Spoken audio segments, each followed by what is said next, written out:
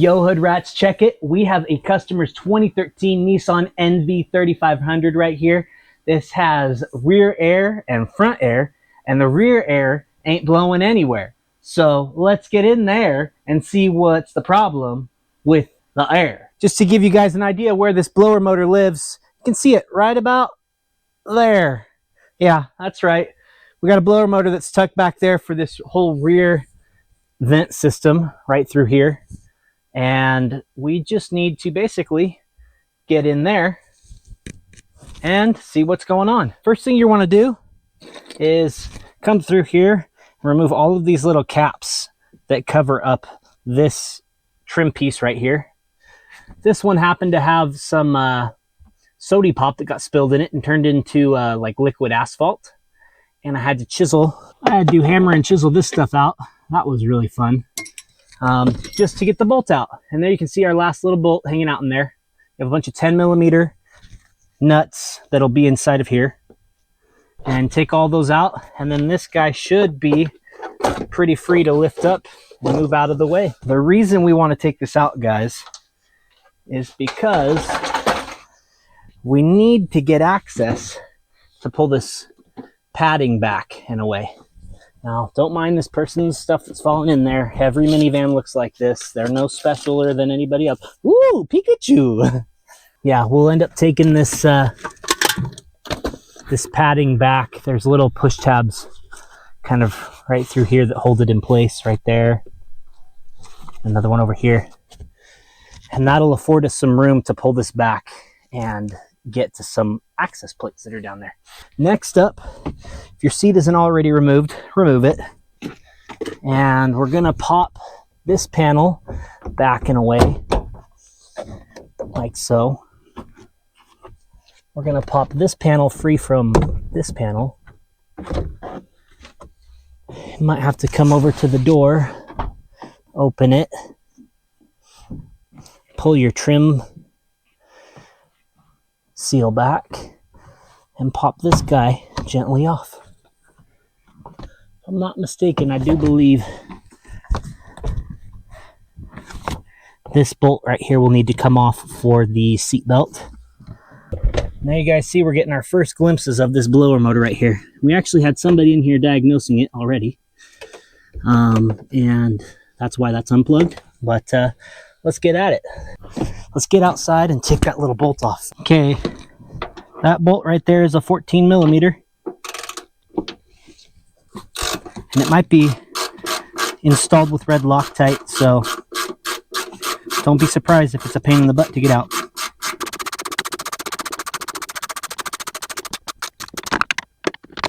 And there we go.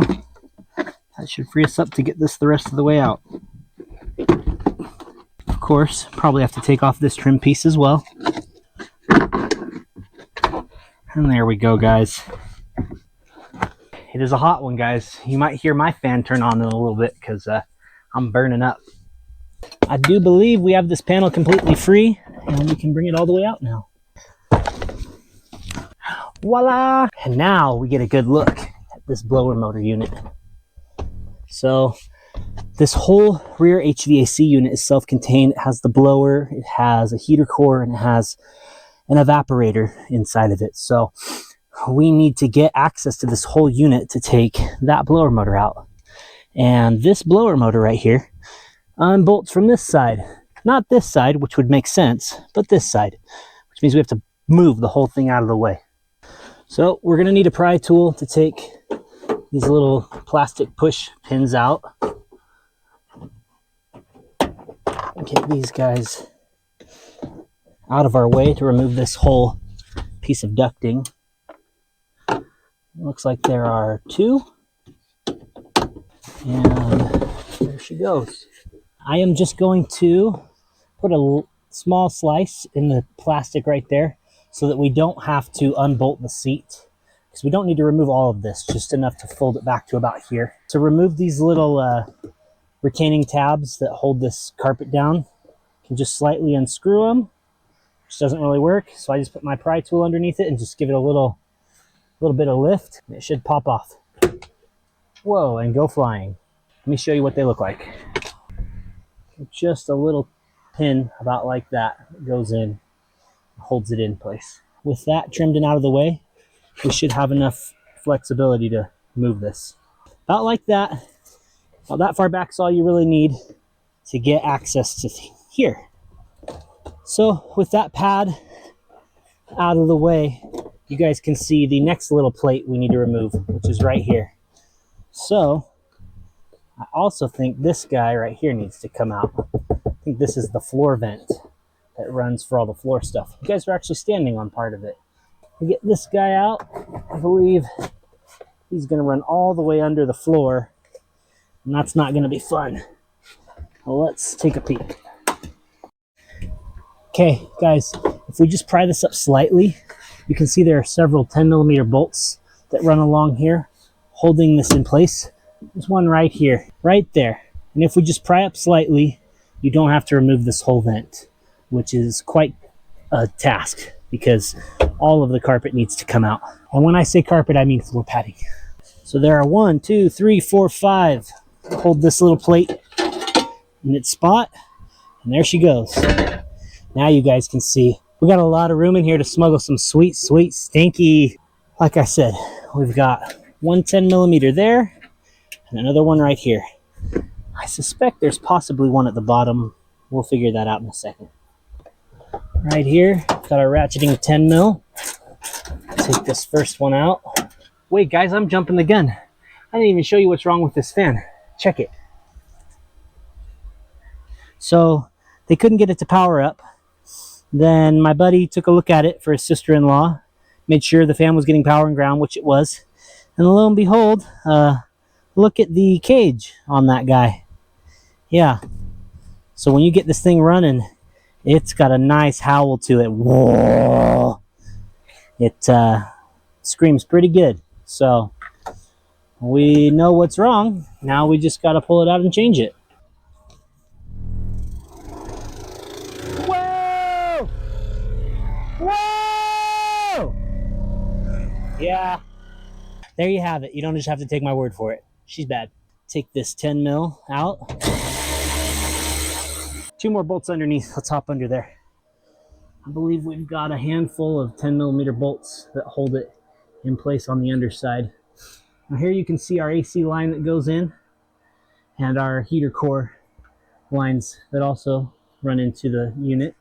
We're going to try this. This is my first time taking one of these out. We're going to try just loosening these bolts, seeing if we can't flex the whole box out of the way and get what we need to get out. So 10 mils. Looks like there's 3.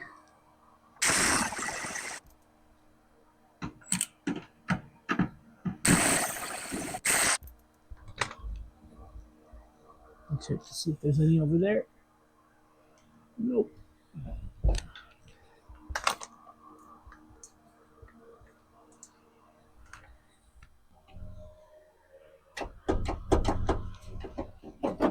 There we go, guys.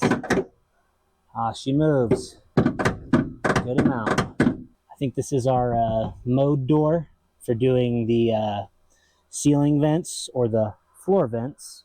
And I just lifted on this a little too much and it popped out of its little place. So we're going to see if we can't get this guy unbolted off of here. This little bracket right here has 2 8mm screws that are holding it into the back of this case.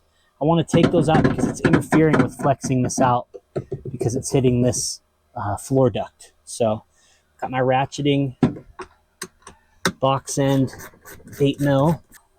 There's one right there. And here's the second one in the bracket right there. Now, you don't necessarily need to take that off. You could, in theory, just flex this up a bunch. But I'd rather not flex this and bend it and crease the ducting. So, and like that, look, we can flex this guy way over here. No stress on those lines down at the bottom. And we've got tons of room to get to these 3 Phillips head screws to remove this fan assembly. Let's go for it. If you're doing automotive work, guys, and you don't have bit drivers like these where you can put, you know, a Phillips, a number 2 Phillips into them, or, you know, an Allen, or a, you know, any kind of driver that you have. If If you don't have these, get them. They're really awesome. Makes getting into tight spaces like this so much easier.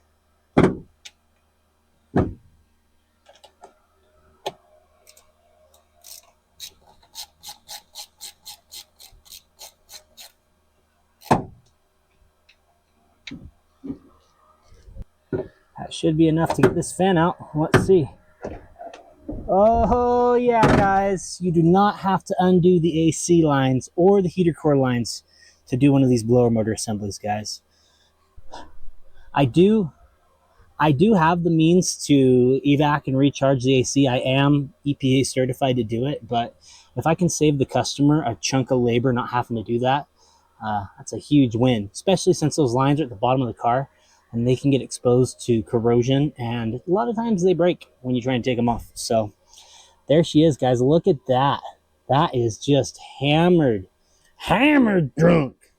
So let's go get the new one and see what she looks like. Got my new blower motor right here. This is from GDP, and ordered it from an online supplier. Could not find it locally, could not find an OEM one readily available, so this one is from GDP, and it is 2311683, and it looks pretty good. It looks like it's been balanced. You can see the balancing weight right there. And here's the old one. Check that out. Yeah, don't think that thing's gonna spin too smoothly. Not only that, look, it was a recycled part, so she garbage. And make sure I clock it the same way. Went like that so that the plug could land into it. Here you can see the positioning of those screws. They go at about 1 o'clock, if you're looking this way, 1 o'clock, about 5 o'clock, and I don't know, like 10.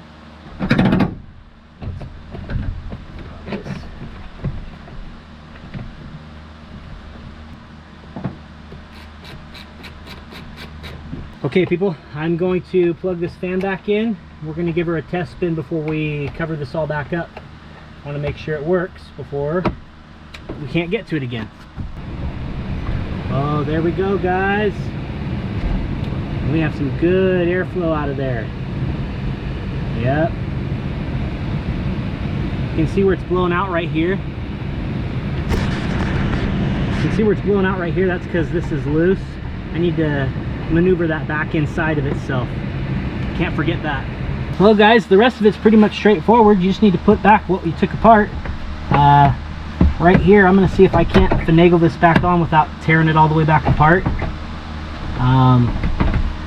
Knowing my luck, I probably have to tear it apart a little bit, but it ain't the end of the world. Looks like there are just 2 screws on the back side right here, and then I need to clip that side on first and then put the screws in. Let me show you what I mean. There we go. Now that whole assembly's off. You can see into our evaporator right there. Doesn't look too bad. Let's get this side back on. There we go. And that'll keep it nice and snug. And put our screws back in. Make sure to put your bracket back on. I'm going to set this back in place, guys. I'm going to do one more test. I want to make sure that that this thing will switch between the floor and the vents before we plug this up, because right now is a good time to change this actuator if it doesn't. Okay guys, I could not get that HVAC actuator to move the way they want it to, so right now I have it set in the full vent position. That way it'll just blow on their face all the time. They don't want to fix that. They don't want to replace it. They don't want to do diagnostics on it. I totally get it. Just get her back together and blowing on the face. I'm cool with that. So with that done, I've got my 2 10mm back in. I'm going to tighten those, and then we can start putting this stuff back together.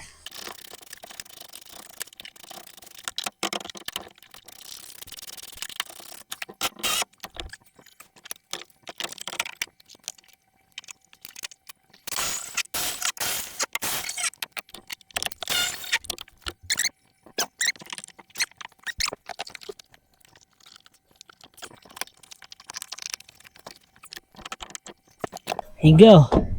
Finagle that back in there. Clip all your guys back in, and that should do it. Well, guys, that was replacing a blower motor on an NV3500. I hope it helped you out. If it did, click the like and subscribe button and check out some of my fun content on like cool old hot rods and stuff. As always, this is Nick with Hood Rats. Peace!